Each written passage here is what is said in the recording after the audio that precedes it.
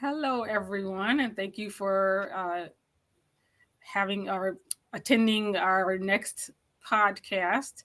Today, we have a very special guest, someone that we've worked with for quite some time, and who is getting on to be successful in her podcast and her business. And so, we wanted to feature her and see what we can learn from her journey and her personal experience and get to know her as a fellow female entrepreneur. Well, welcome, Rivkaleah, to the Pajama and Coffee Podcast. I have to stop and say that very slowly every time because it's easier for me to say PJ&C, which I've been doing, but Pajama and Coffee Society. And we know that you are a part of our networking group as well as we support you with your adventures in Rivkaleah Collective.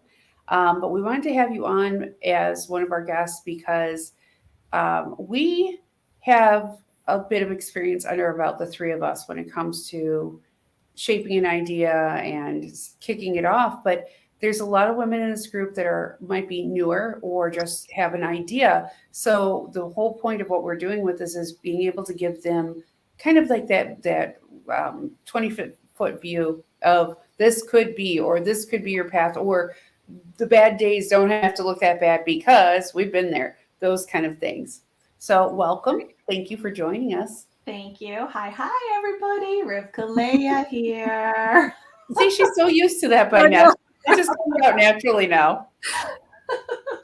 So can you tell she's been doing a podcast for a while? Yes, she has. And I will spill the beans and say that Lee and myself have both been guests on Rivkaleah's podcast, and it was just absolutely awesome. So we're just really, really grateful to have her on ours. Yeah. So we wanted to ask you a couple things, but again, this is to be more roundtable and all of us discussing this together versus putting you on the spotlight. So, if you're like, well, that's not really a subject, good question, but move on. I don't want to talk about it. That's okay. But the good news is that you have us as well that have the same view, our own viewpoints on the same conversation. So we can all help each other out on this. So we really wanted to talk about, like I said, that there are probably a lot of women in this group that are on their entrepreneurial path, but maybe don't necessarily have the same support system that the three of us do, because we have such a great support between each other and other women that we have in our collective group. But we wanted to talk about a little bit more of the mental aspect of, it's great when you're with your group. It's great when you're in a crowd and you've learned something new. But when you go home and 3-4 days later, the dust settles, you have to keep going. So what are some of the practices you've put in place to really ensure that you are going to keep going every day with this and that you're not going to quit your own dream here? Should I be sarcastic and funny, or should I just tell you the truth? I cry a lot. No. Yeah, that's true. We all have. In fact, I've done it many times on the phone with both of you, so I cannot lie. You've both been victims of that one. I think I think people think that being an entrepreneur, starting a business is easy because society says it's easy. You see all these things out on all the different platforms saying, hey, you're going to be a millionaire in 3 days. And all you got to do, follow me, and I'm going to give you everything that you need. And you're going to start bringing in $20,000. And that's great. And I will never knock anybody else's product. If they believe that happens, great. Yes. But it can be frustrating because if you truly want to do this and you listen to what people say and they're a good salesperson or a good marketer, you're going to believe that you're going to be a millionaire in 3 days. Yeah. And statistically, that's not going to happen. Right. And when you hear these other people's stories, how long it actually took them to get to where they are. Mm-hmm. So some of the things that I've put into place is not that I don't believe or listen to what people say in that regard and how quickly things are going to happen, but I take it with a grain of salt and I plug it into what I know about myself, right? So I've already come through a huge part of my journey. And I did want to say this when you were talking earlier, that, as humans, we have all survived, 100% survived our worst days in 1 year. So anything that has happened that has been absolutely horrific, and we've all had them, we've gotten through it. Mm-hmm. So I lean into that. I remember that I've already come through bad things, and I'm here, and I know how I function, and I use that to propel myself forward.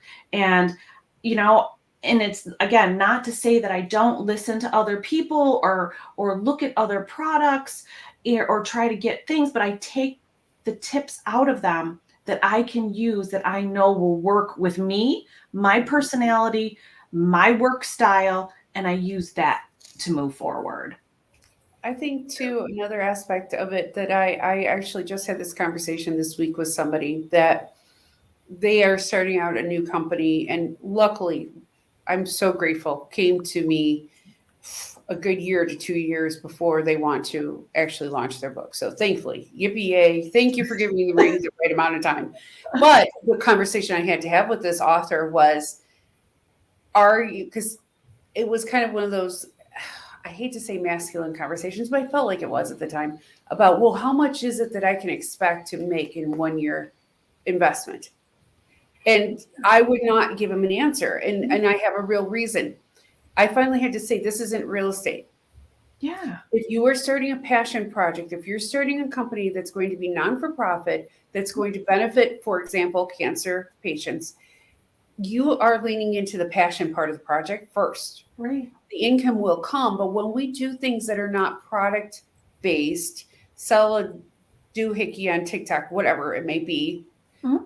It isn't going to be sales-driven as in one-for-one right away. Right. Getting out of obscurity and the actual mental part of just getting up and doing it and doing it and doing it and doing it is the first step. And so that's why I had to have that conversation with him that, are you launching a company that you expect to be a return on your investment, like a real estate project, or are you doing this to help others? And I wasn't being sarcastic. I had to come and ask him that, because that's part of it too, that I don't think a lot of people think about when they're starting a business, right alongside of what you said, Rivkaleah, is the fact that it isn't a 3-day turnaround or a 1-month turnaround or a 6-month turnaround. And I've heard it many times said that most overnight successes are a 10-year in the making, behind the scenes story. Right. And again, too, you have to take into account your personality, your style. I mean, there are people, they don't know how to market. So you might have to take courses on learning how to do that first. And then you have to take courses on building things. There's a progression to it, and you have to know what you're comfortable with. Yes. So, and to the time element. There's sometimes it's better to align with a company or outright just say, you know what, I don't want to handle this. Mm-hmm. I need somebody to do it for me. Or, again, like we have a collective where we help each other out, which helps a huge amount as well, that we have each other to rely on. But it is. So I feel like it's the biggest part of the plan to build a business. And yet we never think about how much the personal growth part is going to be the biggest part of the plan at the same time. Lee, did you have anything to add to this? No, but I agree with that. Building a business isn't just about coming up with a plan, a strategy, your target audience. It's being an entrepreneur is your business. So it's part of you. It's part of what you want to do for others, or if you have a passion for something that you want to pursue. So personal growth, it's about you as a person. And like Rivka said, you have to learn. No one knows everything about building a business. Right. True testament is Missy, you building Grit and King. I was there for practically the beginning of it. So I know how long, how grueling, how much time it takes. And that's just the business aspect of it. That doesn't include the personal aspect or family time that you need to work into your schedule. Mm-hmm. So there's a lot that goes behind building a business, and no one's ever, I'm sorry, I don't believe in overnight successes. There isn't any. No. And they're not sustainable either. You Right. know, the people you'll see online, and I've seen them too, of that in 3 months I'm making $60,000 a month. I can show you how to.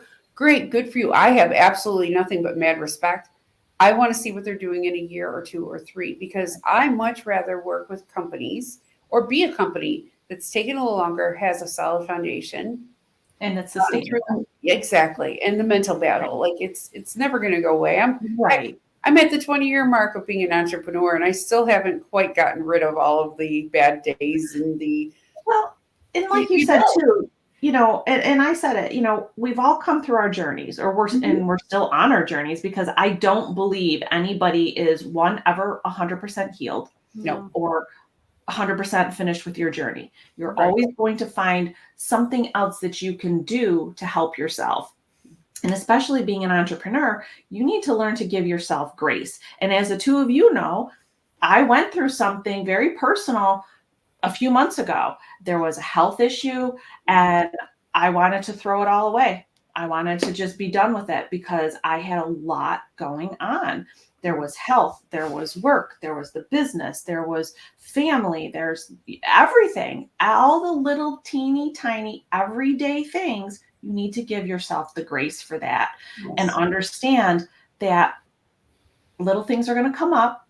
You're going to get through it. And like I said already, you've gone through the worst things that's already happened, and you've come through it, and you can learn from it. And you're like, okay, you know what? It may not have been as bad as I thought it was right in that very moment where I was willing to just walk away from it. And you just keep going. You know, I often over the last several years, actually since the pandemic, have always tried to put it in perspective of what's the worst that could happen when I'm having those days. Yeah. But recently I heard this, what's the best that could happen, to add that at the end of it. And I try to do that now, where I've actually done it with my kids as well. Like my son, who was, you know, at the time, 13, 14 during the pandemic, and, you know, hormones and anger and all sorts of stuff. And I finally looked at him, I'm like, all right, give me your worst. He's like, what do you mean? I said, what's the worst that could happen? And he'd start laughing. He's like, green aliens would come out from underneath my bed. You know, like seriously, it would be something that silly. And so now I've added, okay, what's the best that could happen? I do a really good job. Yeah. Okay, let's go. You know, so it is a very interesting aspect to it. So that actually kind of leads to, Lee and I had another question for you. Oh, still right alongside of this, but it's more of your self-reflection side of this, of how have you dealt with the imposter syndrome, or the feelings of being a beginner, or feeling like the person in the room that is still learning? Those things, whatever way we want to think of it, all of us on our entrepreneurial journey will hit that stage. It's an actual rite of passage in my book. Yeah. We have to. Yeah. But, you know, I think you and I had this conversation months and months ago, the fake it till you make it. Yep. I don't necessarily like that phrase. Neither do I, but yet it's still appropriate. It is. You know, like you could just walk in like, I own this place. I'm better than people think I am. I'm not going to say I'm better than anybody else because I don't like to compare myself to anyone else. And that's what I do. When I really feel like, maybe I shouldn't be in a room. Like I attend a lot of personal development things. And that's something else I wanted to add. While you're going through this, do not neglect yourself. Yes. Don't ever stop learning about yourself. Mm-hmm. So when I go through these personal development seminars or whatever, and, you know, inevitably there's some component of it that has to do with being an entrepreneur. And I listen to everybody else and where they are in their journey. And that's where that imposter syndrome comes in. And it comes in because you start comparing yourself, yes. Right? Yeah. And you cannot compare yourself, because it goes back to what I said before. They may be a better marketer than me, or they may have somebody that's doing it for them that I don't know about. And they're just saying, hey, look at where I am. I don't know what's going on in the background. So it took me probably 2 of the really big seminars that I went through to stop that comparing and just let that imposter syndrome walk away, because I can't. I just can't. I just stepped into it and said, you know what? This is where I'm going to be, and I'm going to get there in the way that is going to be right and authentic for me. Yes. I've always compared imposter syndrome to becoming because I'm never going to be, becoming a person that wants to climb Mount Everest. Then now you know why I said I'm never going to be that person. That's just cold. Sorry, cold. This is not something I'm interested in. And I also have a raging fear of heights. So I don't think it's going to be on my bucket list anytime soon. But it's still the same thing. If you start out and say, today's the day you wake up and you're like, you know what's going on my bucket list? I want to climb Mount Everest. If you went and just literally started to climb a mountain and be like, let's try this out, you're going to feel inferior. Right. Because you are the newest person of the group of climbers. That doesn't make it that you don't belong.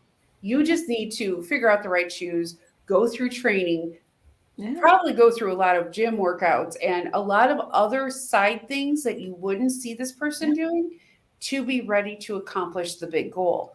But that is the definition of being a beginner or a student. It is not an imposter. And so that is what I actually try to remind myself, that when it creeps up, I always think, do I want to climb Mount Everest? No, I don't. But I do want to feel comfortable doing podcasts. So a couple months ago, we all launched into doing these. And I have a couple other bucket list items for my career that are coming up next year. So does Rivka, which I know about, and so does Lee. So we're actively doing the things that actually before would have given us imposter syndrome. We're now at the stage where we are doing the thing. So all three of us can sit here and tell you that it's all because we shut down the imposter syndrome and we've pushed through it. Lee jumped on and did her first live last week by herself because I was traveling. And she's like, I got it. And I asked her afterwards, how was it? And she was like, that wasn't that scary. I could have done this before. I said, see? All right. I got it.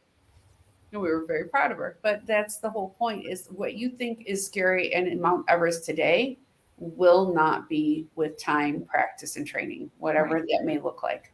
And just keep working on yourself. Just know that if you're building something, it's part of you. And it's not going to thrive if you're not thriving. Yes. So, it comes down to the self-care, and anyone who comes into Rivkaleah Collective, you'll hear me talking about it all the time. I am constantly talking about self-care, because if you're not going to take care of yourself and get yourself healthy and focused and be able to take that quiet time with yourself, how do you expect to continue to grow your business? Yes, exactly. Because all these other little things are going to come in. If you're not going to be a student of life for the rest of your life, you're not going anywhere. I agree. So the other question we had, and this is to shine a little bit more of a spotlight on Rivkaleah Collective, is the goal, and I know it off the top of my head, but I'm not going to give your elevator speech for you. Sorry, I'm not letting you out that easily. Neither is Lee. Oh my God, I got to think of my elevator speech. Yeah. You can't give the look to Lee and say help, because she does know your content inside out. About the little key cards. Yeah, No Post-its, nothing. No keeping notes on your hand. If you look down at Wait your a minute. yeah. Mm-hmm. And you can't find it in the bottom of your bingo. I know, he's right there. He can't create a diversion either. Okay, I know his stomping, but he's not allowed. Did you hear him click across the floor? We know him well. So what we want to know though is, okay, so again, yours first and foremost is a passion project. Yes. And obviously it is income for, the purposes of being an entrepreneur as well. Absolutely. But your focus always has been first and foremost on the passion part of who you're trying to assist. So who is that? And kind of give us some examples of the individuals you've talked to in DMs and the feedback you're getting about Rivkaleah Collective as well. Okay. So initially, and again, this is going to be a great example of how you grow during your entrepreneurial journey, right? So obviously, as a female, I resonated with females because you come through situations as a female, so you know how you're going to think. So when I started RLC, it was going to be female survivors of trauma because that was me, right? And I could relate to that. However, as I started going through this journey and talking to more people, all genders, I realized, hey, you know what? This happens to everybody. This is a human survival of trauma. It's not just a male or a female. There's no gender in here.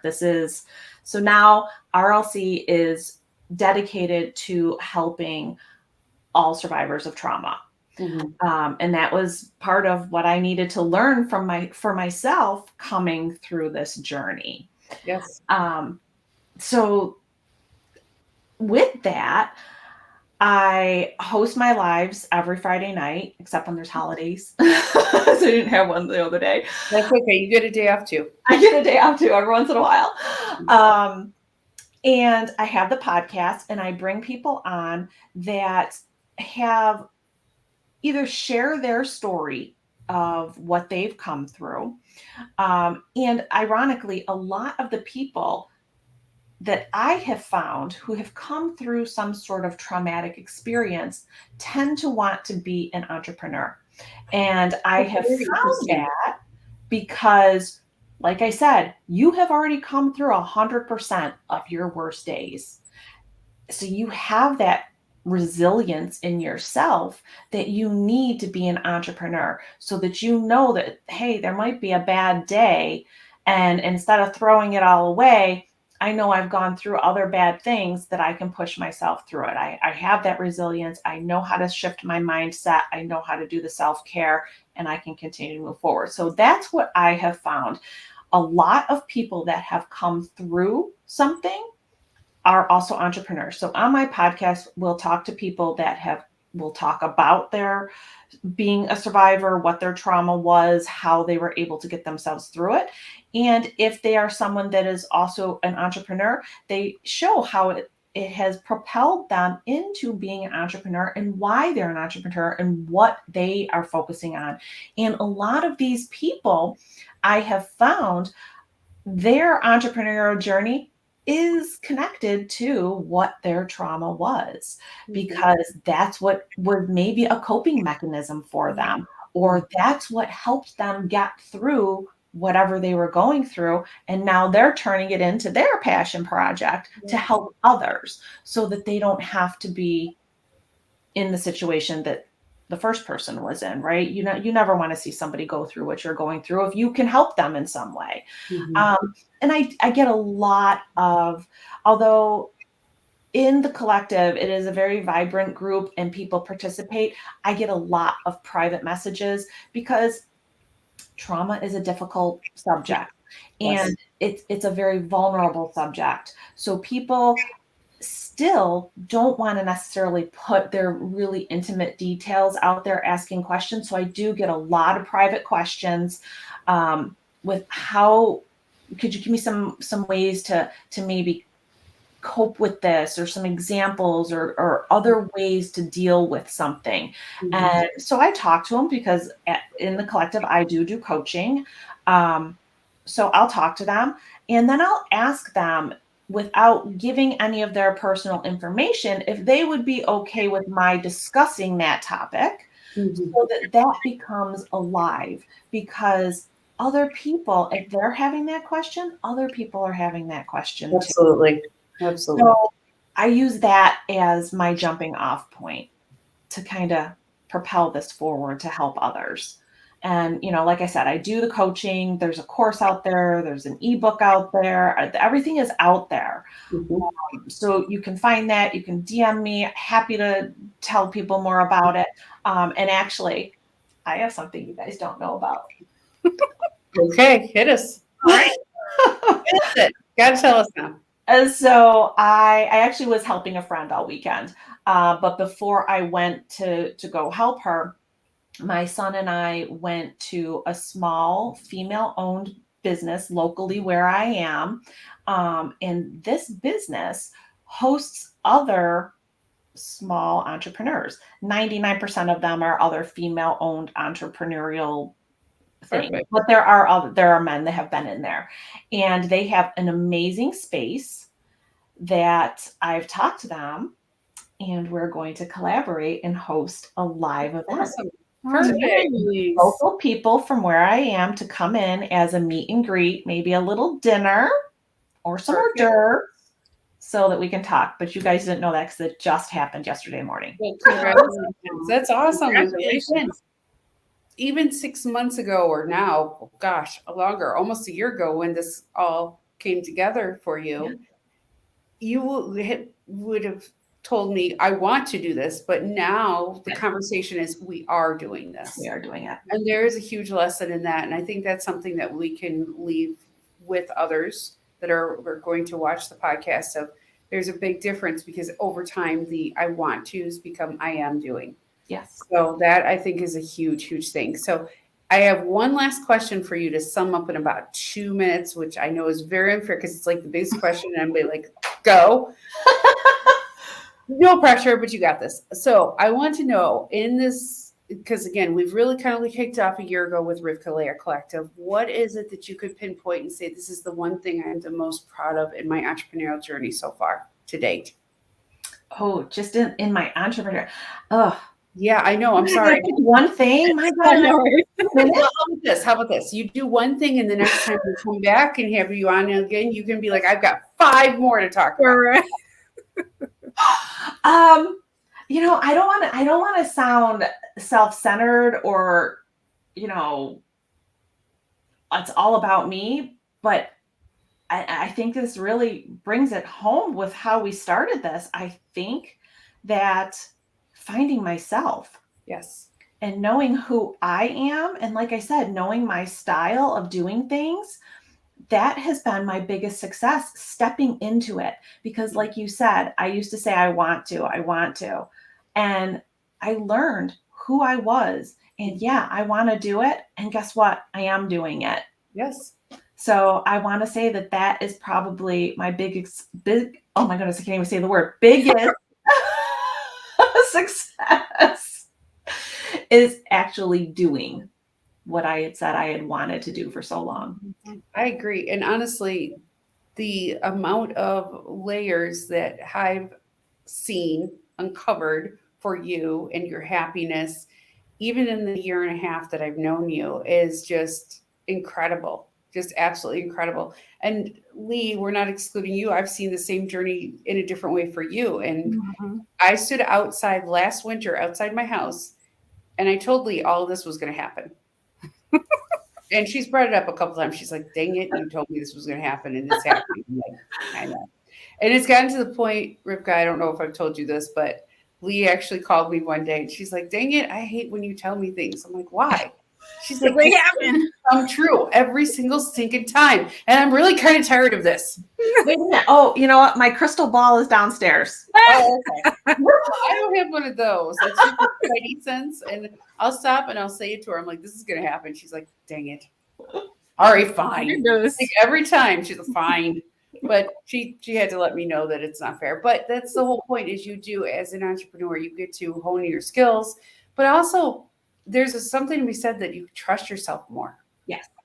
That's the thing I'd say for you that I've seen more than anything in being intimately involved with Rivkaleah Collective. I've been able to see a lot more behind the curtain, that you have learned so much about your own gut and trusting it and knowing it's right on and to keep going. And it's been a beautiful thing to observe. And I wish when you start out, all of this is coming, don't worry. But Right.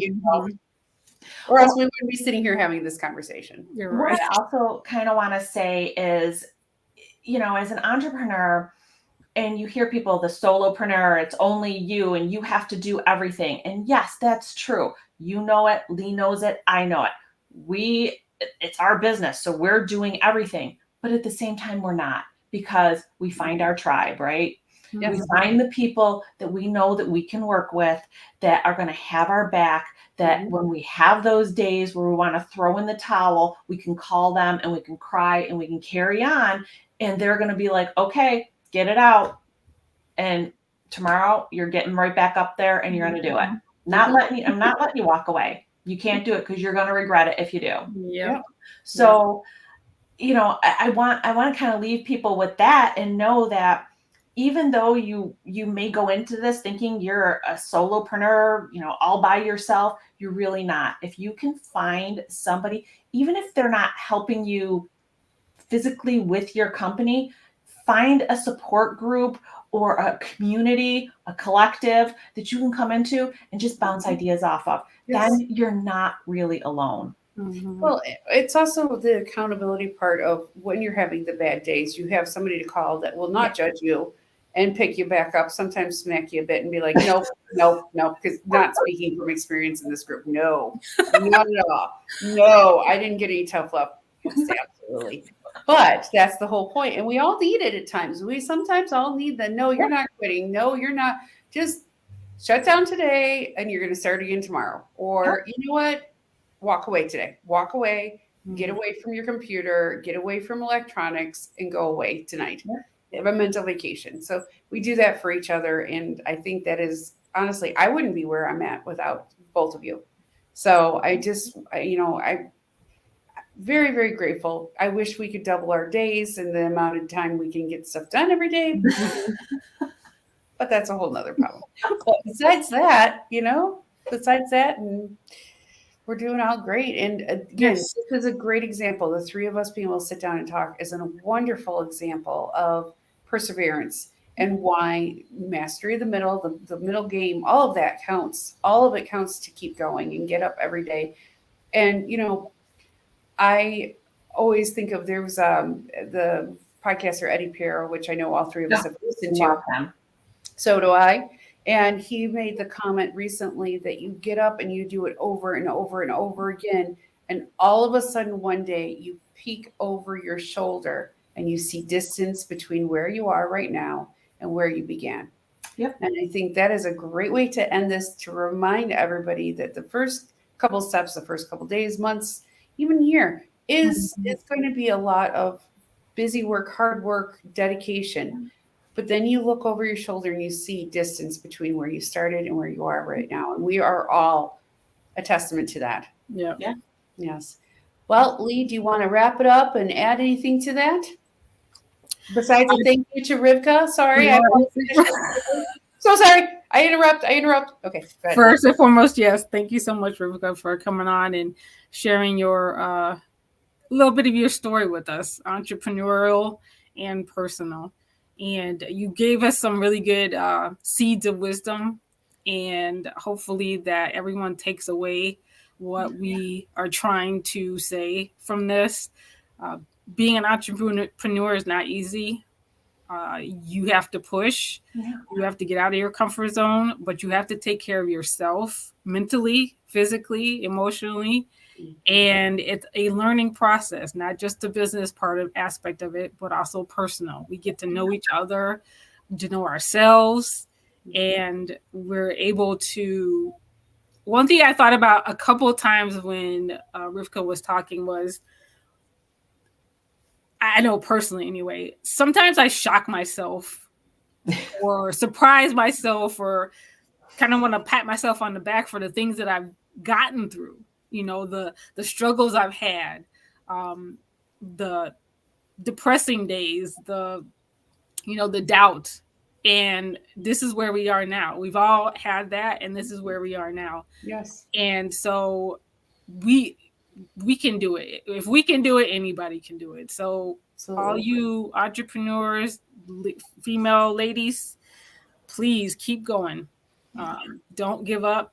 And we're all three of us are a perfect resource for you, and help you do anything. Yeah. But none of us are going to tell you that you're going to be a millionaire in 3 days. We're not going to do that. We're not going to lie to you. We're exactly. I was saying we're not going to lie. We're going to tell you the truth. So, Lee, I think you just found the perfect ending every week. That if we can do it, you can do it too. I think that is the perfect tagline that you are going to be assigned to tell everybody now from now on. Do I get to do mine? Yeah, you got it. Okay, close us out. Go for it, Rivka. But you got to say Pajama and Coffee Society. Pajama and Coffee Society. Thank you for having Rivkaleah Collective with you. And cheers, everybody. Peace out.